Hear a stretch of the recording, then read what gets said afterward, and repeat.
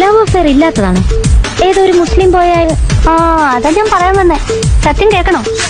അഷ്റഫിനെ ഞാൻ കാണുന്നത്, അഷ്റഫ് എന്ന പുള്ളിക്കാരന്റെ പേര്. ഞാൻ എന്നും ടൈപ്പിന് പോകുന്ന വഴിക്ക് അഷ്റഫ് അവിടെ കണ്ട് നിൽക്കാറുണ്ടായിരുന്നു പോലും. ഞാനാണെങ്കിൽ വീട്ടിൽ നിന്ന് ഇറങ്ങിയ പിന്നെ ഇടത്തോട്ടും വലത്തോട്ടും നോക്കുന്ന പ്രശ്നമേ ഇല്ല. വീട്, type writing institute, type writing institute, വീട്, അങ്ങനെ. ഒരു ദിവസം അഷ്റഫ് എന്നോട് ചോദിക്കുക, ഞാനൊരു സാധനം തന്നാ വാങ്ങിക്കോന്ന്. എനിക്കങ്ങ് ദേഷ്യം വന്നു. എന്നാൽ എന്താ സാധനം നമ്മളൊന്ന് അറിഞ്ഞിരിക്കണമല്ലോ. അത് നോക്കുമ്പോഴെന്താ ഒരു കത്ത്. കരണക്കുറ്റി നോക്കി ഒന്ന് പൊട്ടിക്കാൻ ആദ്യം എനിക്ക് തോന്നിയത്. പിന്നെ ഞാൻ ആലോചിച്ചു, അത് വേണ്ട. കത്തിൽ എന്താ എഴുതിയിരിക്കുന്നത് നമുക്കറിയണ്ടേ. പിന്നീട് ആ മനുഷ്യൻ കത്തോട് കത്താണ്. ഒരിക്കലും വാങ്ങിച്ചു പോയില്ലേ, പിന്നെങ്ങനെ വേണ്ടെന്ന് പറയുന്നേ. എന്റെ അയാളുടെയും വീട്ടുകാരെ ഓർത്ത് എല്ലാം ഞാനങ്ങ് ക്ഷമിച്ചു. ഒരു ദിവസം അഷ്റഫ് എന്നോട് പറയാ, ഒരുപാട് സ്വകാര്യം പറയാനുണ്ട്, സ്കൂൾ ഷെഡിന്റെ പുറകിലോട്ട് വരാവോന്ന്. അതാ കുഴപ്പമായ. ഞങ്ങൾ അവിടെ സംസാരിച്ചോണ്ട് നിൽക്കുന്നത് ആരാണ്ടൊക്കെയോ കണ്ടുപോയി. അഷ്റഫ് മുസ്ലിമും ഞാൻ ക്രിസ്ത്യാനിയാണല്ലോ.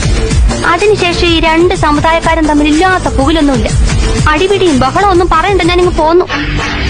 കുഞ്ഞു പറ, എന്റെ ഭാഗത്ത് എന്തെങ്കിലും തെറ്റുണ്ടോ? ഏയ്, ഒരു തെറ്റുമില്ല.